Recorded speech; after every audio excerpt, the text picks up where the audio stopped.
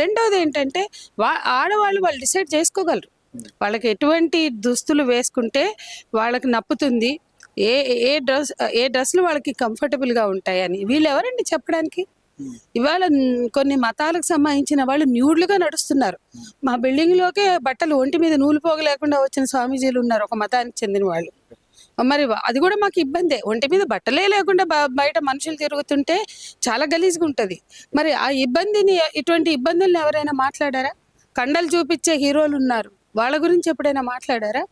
ఇవన్నీ కూడా body shamings కానీ, లేదా ఈ బట్టలు వేసుకుంటేనే మీకు గౌరవం అని చెప్పడం, ఇది వన్ సైడ్ జడ్జిమెంట్. మీకు ఆ రైట్ లేదు, శివాజీకి హక్కు లేదు.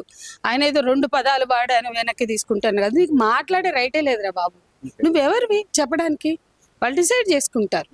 ఎవరైనా డీసెంట్గా డిగ్నిటీతో ఉండాలని కోరుకుంటే తప్పు కాదు, కానీ ఈ రకంగా వాళ్ళ మీద రుద్దడం. ఇవాళ డీసెన్సీ డెకోరం అనేది కేవలం బట్టల్లోనే లేదు, కల్చర్లో ఉంది. ఆయన అంత అగ్లీ లాంగ్వేజ్ వాడాడు. అది డీసెన్సీయా, అది డిగ్నిటీయా? కాదు కదా. డిగ్నిటీ కానీ డీసెన్సీ కానీ మనిషికి ఉండాలి. అది ఆడవాళ్ళైనా మగవాళ్ళైనా.